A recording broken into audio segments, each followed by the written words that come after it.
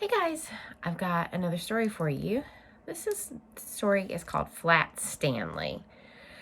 I don't know if you've ever heard of this or read this before, but Flat Stanley was a boy that got squished flat and then he was able to go through the mail, and that's pretty cool. And so after we read this story, I have an idea for an activity for you to go along with it. Flat Stanley. Get in the right spot. Hey, come and look! Arthur Lambchop called from the bedroom he shared with his brother Stanley. Mr. and Mrs. Lambchop cared greatly for politeness and correct speech. Hay is for horses, Arthur, not people, said Mrs. Lambchop. But look, said Arthur, pointing.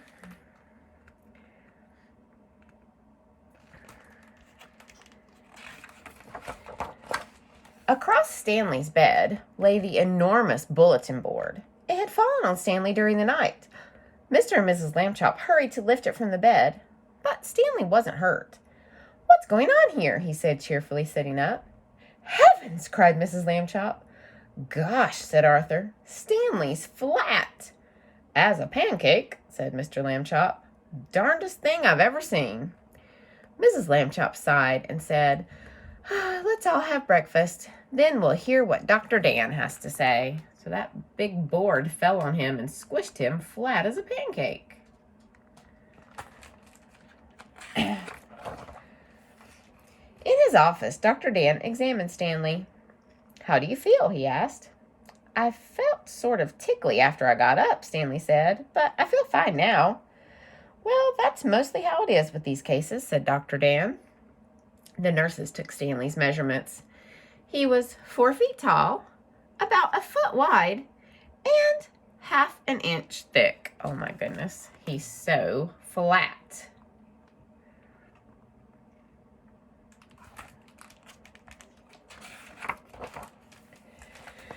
Being flat could be fun. Stanley enjoyed going in and out of rooms by sliding through the crack at the bottom of the door. Arthur tried too, but he just banged his head. Being flat could be exciting.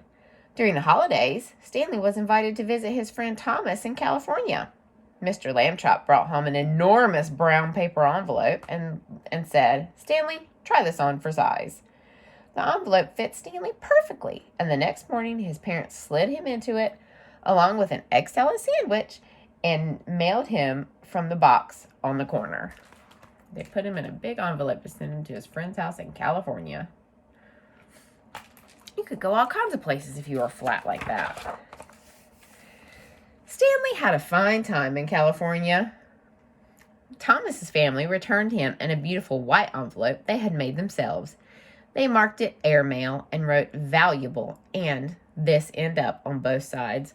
Look, his friend is using him as a surfboard because he's so flat. That's funny.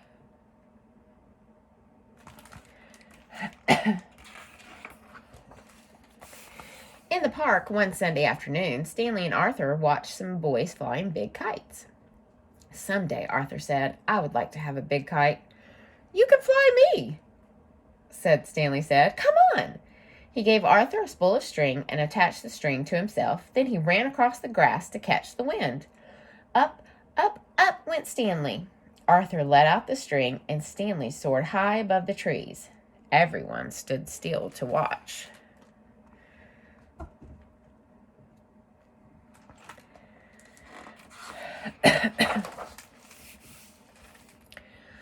But Arthur got tired of running with the...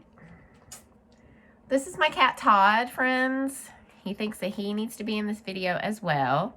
Todd, you're blocking the book. My friends can't see. He doesn't seem to care. Todd, I'm going to need you to move. Move along. Go, go, go. Thank you, Todd. Keep going. Thank you, Todd. I think Todd really likes this book. Arthur got tired of running with the empty spool. Wedging it in the fork of a tree, he went off for a hot dog. He didn't notice when Stanley became tangled in the branches of the tree. Half an hour passed before Arthur heard Stanley's shouts and climbed up to set him free. Arthur apologized over and over again that evening, but Stanley was still cross. Cross means angry. I'd be a little angry if somebody let me get all tangled up in a tree, too. I would be a bit cross. The next morning, Mr. Lambchop and Stanley met their neighbor, Mr. O.J. Dart, director of the famous Museum of Art. Mr. Dart looked worried. Another valuable painting was stolen from the famous museum last night, he told Stanley and his father. The police suspect a gang of sneak thieves. They work at night by sneakery, which makes them very difficult to catch. Stanley had an idea. He explained it to Mr. Dart. Excellent, said Mr. Dart. We'll try out your plan tonight. What do you think his idea might be?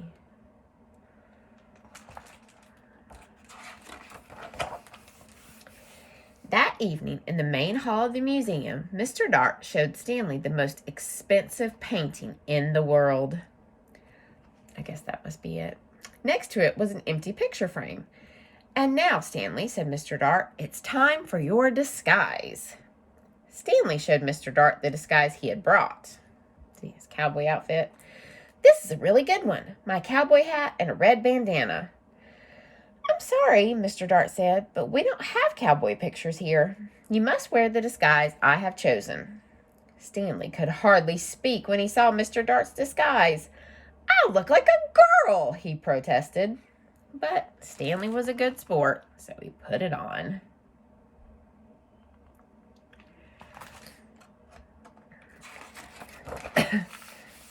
Now he's dressed up like Little Bo Peep.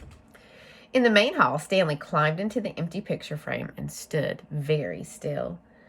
Very nice, said Mr. Dart, and he went off to arrange the rest of their plan. Now Stanley was alone. The hall was very dark, but enough moonlight came through the windows for him to see the world's most expensive painting. Maybe the sneak thieves would come, he thought. Then a glow of yellow light shone suddenly in the center of the hall. A trap door had opened in the floor. The sneak thieves, carrying lanterns, came into the hall. Outside. Hello? Outside, I said. Oh, I hear you. The thieves took the world's most expensive painting off the wall. This is it, Max, said the first thief, whose name was Luther.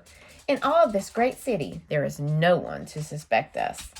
Then Luther saw Stanley in his frame. I thought sheep girls were supposed to smile, Max, he said. This one looks scared. Stanley managed a tiny smile. She is smiling, sort of, Max said. And what a pretty little thing she is, too. That made Stanley furious. In his loudest voice, he shouted, Police! Mr. Dart! The sneak thieves are here!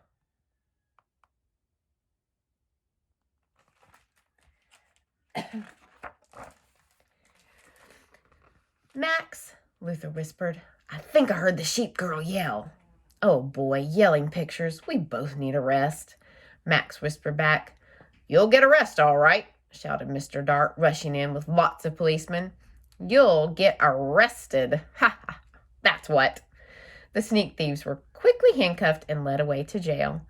The next morning, Stanley Lambchop got a medal from the chief of police. The day after that, his picture was in all of the newspapers. For a while, Stanley was famous. People would point him out and whisper, Over there, Agnes, Stanley Lambchop, the one who caught the museum robbers, and things like that. But then people began to make fun of him. Hi, Super Skinny, they would call him. He doesn't look so happy anymore, does he?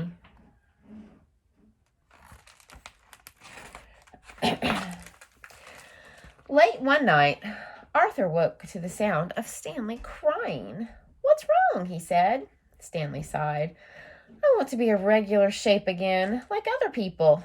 It's not fair. You're brave, Arthur said. You really are. And then Arthur had an idea. He turned on the light and ran to the big toy box in the corner. He tossed aside toy soldiers, airplanes, and boat models. Got it, he said, holding up an old bicycle pump. What do you think ready to do with that?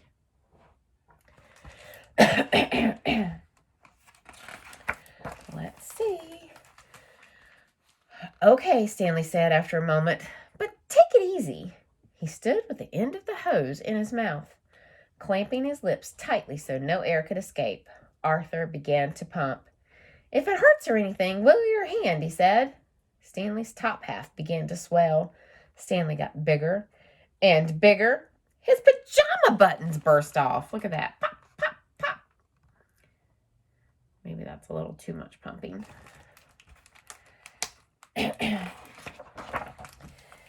Soon, he was all rounded out except for his right foot. He shook the foot twice, and it swelled to match the other one. There stood Stanley Lambchop, as if he had never been flat at all. Thank you, Arthur, Stanley said. Thank you very much. Mr. and Mrs. Lambchop came in to see what the boys were up to so late at night. George, said Mrs. Lambchop, Stanley's round again.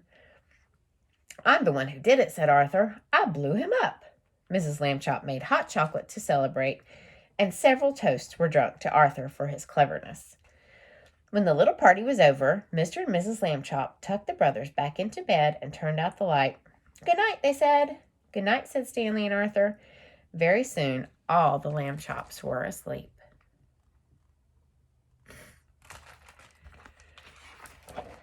Oh, and that was the end. Now, look at all those pictures up on that bulletin board of all those flat people. That's part of the idea for the project that I have for you, and I have another video for you for that. Okay? Bye.